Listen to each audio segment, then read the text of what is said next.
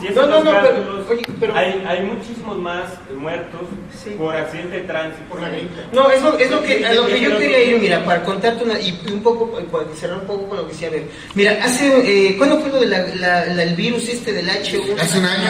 Hace un año. Fíjate que tuve que escribir un par de crónicas sobre el asunto. Y ya metiéndome un poco más en lo que tenía que ver una investigación, por lo menos superficial, de lo que eso implica, me voy dando cuenta que al menos en la Ciudad de México, que es como el laboratorio del apocalipsis, yo siempre he pensado que lo que queda del apocalipsis va a ser algo como la Ciudad de México. Ni completamente destruida, pero siempre podrida, ¿no? Siempre apestando ahí como algo.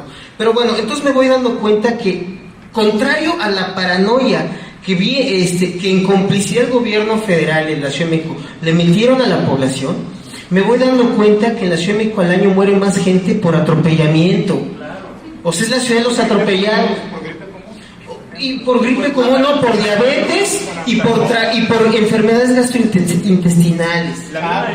Entonces, espérame, y después empiezo a hacer un recorrido en hospitales públicos y me voy dando cuenta que la gente que estaba yéndose a formar no iba ni por la vacuna.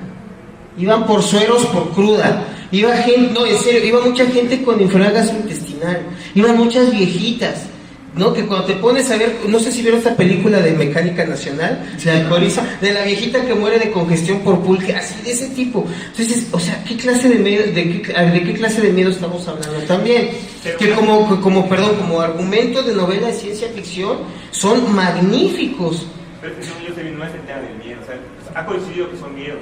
Pero yo más bien creo que lo que está pasando es que somos una sociedad que no tenemos, o sea, siempre tenemos que aferrarnos a algo, ¿no? Cuando no es la virgencita, o sea, como que creemos que nuestra sociedad funciona tan mal, o nuestro gobierno no funciona, nuestras empresas no funcionan, entonces de repente vemos que hay algo a lo que todos nos podemos aferrar, ya sea esta pandemia, ya sea esta sensación de inseguridad. Sí, bueno, pero permíteme. Pero hay una cosa muy importante, Santiago, que eso yo me lo he escuchado una vez. Que muera más gente atropellada al año en Monterrey, o sea que, por ejemplo, si fueran 500 personas atropelladas al año y maten a nada más a 300 en operativos de bloqueo, no le quita la gravedad porque hace 5 años no existían los operativos de bloqueo y las mismas 500 personas que no se cruzaban por el puente las mataban. Pero también es cierto lo que estaba diciendo Servín en coincidencia contigo, ¿no? De cómo se crean miedos de manera colectiva, ¿no? Pandémicos, para lograr no sé qué. En la sociedad. Yo creo que Bernardo tiene una metáfora de eso preciosísima en una novela juvenil muy linda que se llama Ladrón de Sueños, donde una empresa, un científico horroroso, se alimenta del miedo, ¿no? De los niños para crear cosas más terroríficas que los mantengan atados a su sistema de producción de miedo, ¿no? Y luego se liberan. Entonces, es que yo creo que no hay mejor instrumento de control político que el miedo. Claro. Y no me queda, y yo sostengo que toda esta mal llamada guerra contra las drogas tiene unas implicaciones de aterrorizar a la población muy claras. Control social. ¿No? Es control social. Ese es el control social. O sea, es una realidad. Es decir, mira, un informe de los senadores al Congreso dicen que el 71% del territorio nacional está controlado por la delincuencia organizada. O sea, esos ya son datos brutales. Pero lo que yo creo que también es importante, lo que yo creo que también es una cosa que no debemos de dejar pasar de largo, es esta percepción generalizada que hay en torno al miedo, hacia la violencia o lo que significa tener miedo, que es a lo que yo iba hace rato con hagamos un país de soplones. Este es el rollo. En la medida que tú ya no tienes confianza en el que está a tu lado, yo creo que ya estamos hablando de una cosa muy grave, porque ya no nada más estás hablando de la delincuencia o de los asesinatos o las ejecuciones, estás hablando de que a tu vecino, a tu amigo, a tu tío, le estás viendo cara de ladrón, le estás viendo cara de homicida.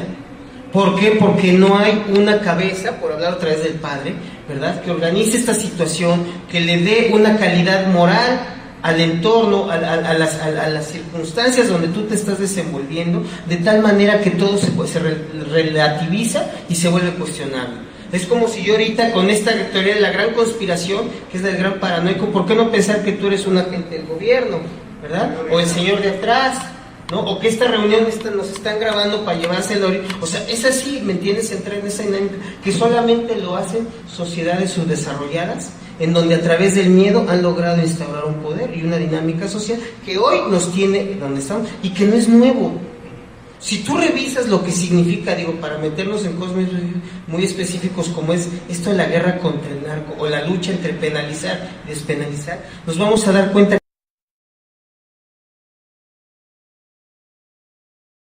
una situación de ahorita, Y la historia reciente, si quieres, te lo puedo decir, la famosa Operación Cóndor de los 70s. Pero ¿qué quiero llegar con esto? Que a final de cuentas también el miedo es una construcción social. Y que en esa construcción es un consenso, y que en esa construcción social, en ese consenso del poder hacia abajo, en esa situación vertical, ya no queda lugar para lo lúdico. No hay lugar para las artes, no hay lugar para la lectura, no hay lugar para la reflexión, porque precisamente es eso lo que le parte la madre a todo lo que están haciendo ahorita tantas y tantas gentes que están medrando con el miedo como percepción, como atmósfera de toda una sociedad, ¿no? Deja nomás, por favor. Sobre la percepción, me gustaría decir algo bien interesante, bien presumido yo, ¿no? No quería decir eso, no quería decir fascinante, porque les va a encantar. Porque soy genial. Perdón, no quería decir eso. No, algo que a mí siempre me ha fascinado en lo personal, que es que los mexicanos tenemos unas ideas bien curiosas sobre que son totalmente problemas de percepción. Por ejemplo, en México siempre hemos creído que la ciudad más grande del mundo es el DF. Y eso nunca ha sido cierto. Que las ciudades enormes... Y que también es la más peligrosa del país, eso tampoco es cierto. Que las megalópolis son situaciones en solamente el mundo subdesarrollado. Mentira, cochina y vil, no es cierto. O que somos 130 millones de habitantes, no hombre. El control de natalidad que se implementó en México en los 80, ¿se acuerdan? De familia pequeña, vive mejor. Luego de Echeverría. Bueno, claro, empezó desde antes. Ha funcionado de una forma extraordinaria. Somos un país que hemos tenido un control del crecimiento poblacional ejemplar para cualquier país del mundo. Exacto, entonces es decir, pero esta percepción que nos dicen los mexicanos, no, es que en México la diferencia entre ricos y pobres es más grande que en ningún lado. En España es igual, en Inglaterra es igual, en Japón es igual. Aquí se ve más, eso sí. Entonces también se ve. Somos el país más gordo del mundo.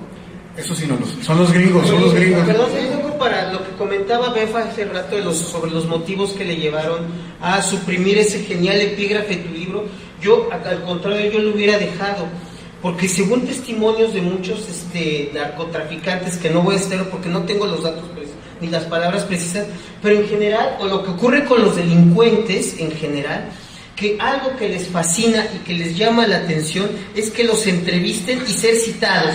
Entonces yo creo que te perdiste la oportunidad que tu libro se hubiera convertido en meses, porque el Vicentico hubiera comprado todo el tiraje. Que te hubiera becado el tendrías más tiraje que Stephen King con ese libro. Nada más por haberlo puesto a él como tu guía, como tu Virgilio del viaje de tu novela. ¿Saben? Yo quisiera contar de mi único encuentro frontal con el narco. En la primavera de este año voy a la Feria del Libro en Culiacán y voy con un libro infantil, el de Soy el Robot, ¿no? La Feria del Libro en Culiacán es una ciudad que vive aterrorizada, pero hace 40 años, para ellos no es novedad. Desde la Operación Cóndor. Desde la Operación Cóndor, exacto, en los años 76 por ahí, cuando se quiso deforestar toda la amapola, con exactamente el mismo napalm que echaban en Vietnam. Y resulta que estoy firmando libros para niños y de repente aparece un cabrón, un niño armado. No, un tipo rapado así, con piocha de cholo y unas cadenas de oro, una camisa como de estas como de Ed Hardy, ¿no? Con cosas de oro, un relojote, así. Son Versace. No sé, no soy experto en narcotráfico. Bueno, así es lo que llaman un cliché caminante, ¿no? Y viene además venía como con dos chamaquitas y un niño, ¿no? Entonces yo decía, ay, ya vale madres, ¿no? Entonces estaba así firmando y de repente se me acerca, se me pone así enfrente. Pues yo fue un momento así que me quedé así y me dice, le quiero hacer una pregunta, maestro. ¿Usted cree que el libro digital sustituye al impreso?